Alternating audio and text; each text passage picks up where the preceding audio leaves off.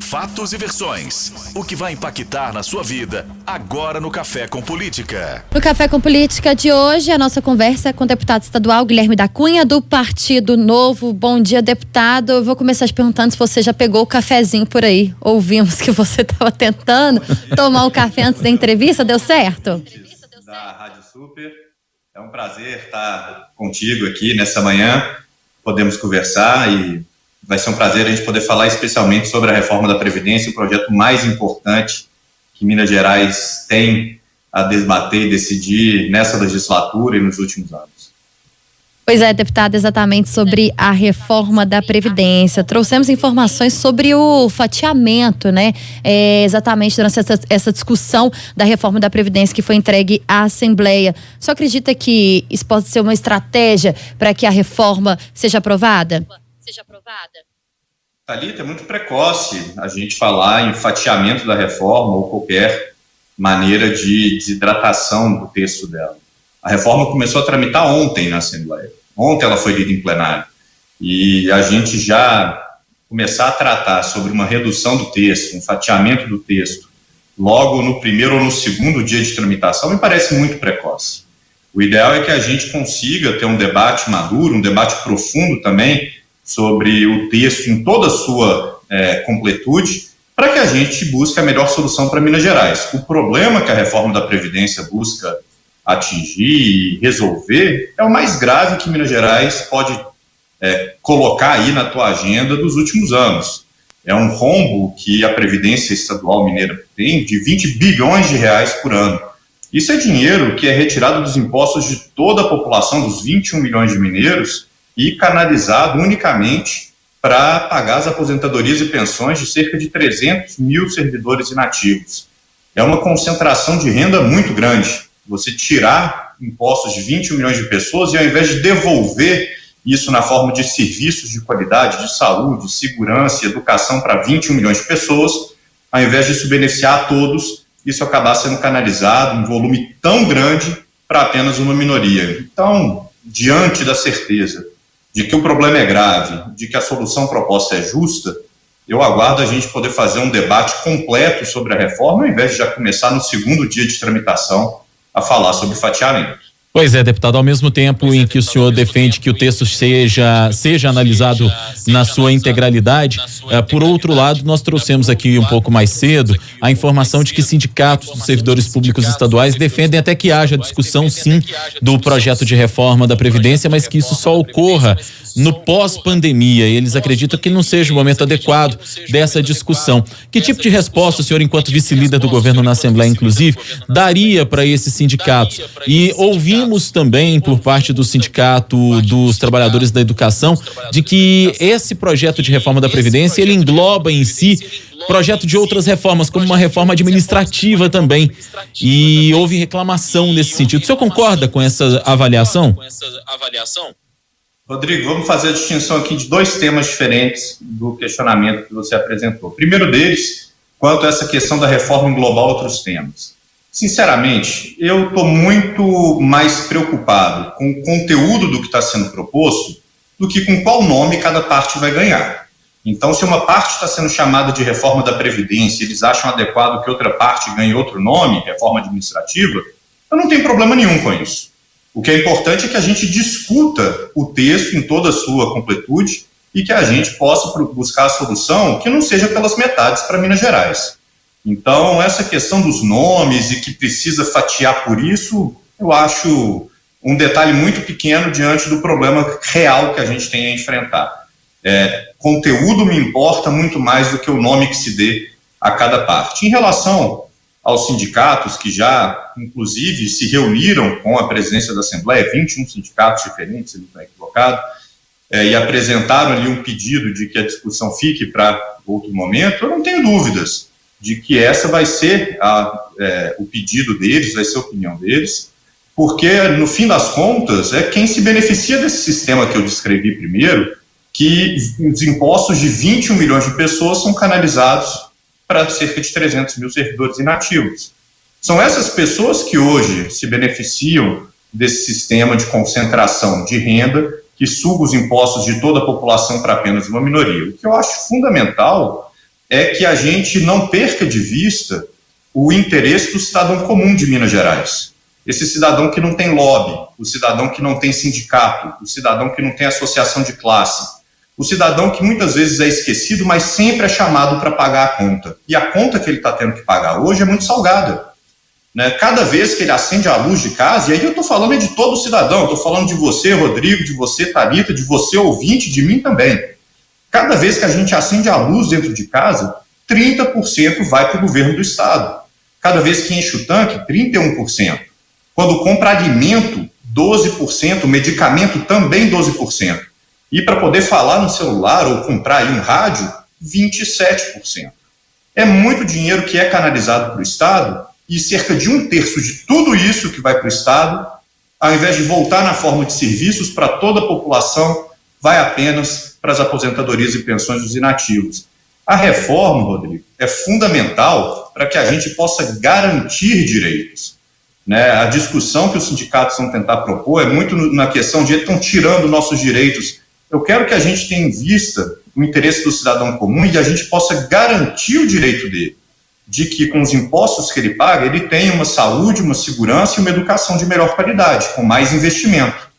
E para isso é necessário que a gente equilibre as contas da Previdência e dê um jeito do sistema não ser tão injusto como é hoje, concentrador de renda, gerador de desigualdades como é hoje. A gente precisa resolver isso pelo cidadão comum.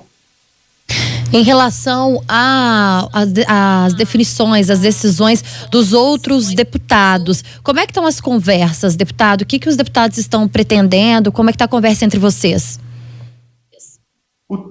Thalita, o texto é todo muito recente, né? A gente teve conhecimento dele apenas na semana passada, a leitura em plenário acontecendo ontem.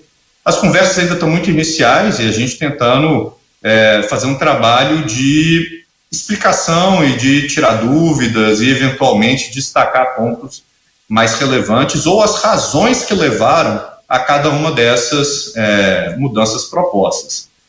Ontem mesmo, a pedido do líder do nosso bloco, que é o Bloco Sul Minas Gerais, o deputado Gustavo Valadares agendou uma reunião com os órgãos do governo do estado para que pudessem explicar para os deputados do nosso bloco todos os detalhes da reforma e, principalmente, o tamanho do desequilíbrio nas contas da Previdência Mineira que levam à necessidade dessas mudanças. Acredito que trabalhos semelhantes possam ser feitos junto aos outros blocos, se for do interesse deles e de seus líderes, e eu também estou absolutamente aberto e disposto a dialogar com cada colega para tirar qualquer dúvida que seja eventualmente apresentada. Mas, além de qualquer dúvida ou coisa assim, o que a gente tem logo de partida são deputados mais ligados aos servidores públicos e ao sindicalismo, já se apressando para propor alguns rótulos e algumas soluções simples, como o fatiamento, antes que a discussão se estabeleça de maneira sólida aqui na Assembleia. Eu acho importante que a gente tenha primeiro a discussão para depois chegar a qualquer conclusão, ao invés de já tentar de partida simplificar a coisa, falar que tem que fatiar, porque isso atende exclusivamente o interesse dos servidores e dos sindicatos, mas esquece por completo o interesse do cidadão comum, o cidadão que paga a conta. Deputado, obviamente que o senhor sabe que um projeto de reforma da Previdência é sempre polêmico, muitas vezes ele é considerado amargo, como o senhor mesmo destacava aí, pelos servidores públicos, enfim, por aquelas pessoas que são afetadas por um projeto como esse. E nós ouvimos críticas aqui já de deputados, alguns independentes, deputados mais ligados até a base do governo e deputados da oposição também, reclamando do curto espaço de tempo para discussão desse projeto, até dentro dos prazos que são regimentais na Assembleia Legislativa, por exemplo. O senhor acha que o governo poderia ter entregado esse texto um pouco mais cedo para que houvesse uma discussão mais aprofundada, mais tranquila mesmo da reforma da Previdência? Vamos lá. Primeiro sobre a polêmica do assunto, né? O assunto é polêmico, etc. Tem esse rótulo sobre reformas da Previdência. Eu entendo a polêmica na reforma da Previdência que foi feita em Brasília no ano passado, porque ela atingia todo o cidadão brasileiro. Bem, quase todo, porque acabou deixando de fora os servidores públicos dos estados e dos municípios. Então, olha que curioso, todo cidadão brasileiro já está tendo que fazer a sua cota de sacrifício por contas equilibradas que permitam a gente continuar até mesmo pagando esses benefícios no futuro. Mas, até o presente momento, os servidores do Estado de Minas Gerais estão a salvo disso. Para os servidores do Estado, não está valendo a nova regra de idade mínima que foi aprovada para todo brasileiro. Eles estão podendo aposentar mais cedo do que qualquer outro brasileiro. Isso é errado. A gente precisa de regras iguais. Eles estão podendo aposentar com salários integrais da ativa. Isso é errado. O trabalhador brasileiro não tem essa condição. Então, o que a gente propõe na reforma, e que eventualmente é tratado como polêmico, me parece errado. Me parece que é trazer a discussão de Brasília, que era uma reforma que atingia a todos, né, e querer pôr o mesmo rótulo nela aqui no Estado. Aqui no Estado é diferente, aqui a reforma é exclusivamente para os servidores públicos do Estado de Minas Gerais. E o que ela busca é trazer as mesmas regras, igualdade de direitos em relação ao cidadão comum. Eu entendo que sindicatos, que servidores vão fazer pressão e vão fazer barulho. Entendo sim. Né, vão, de alguma maneira, fazer a sua opinião ser sentida aqui para os parlamentares.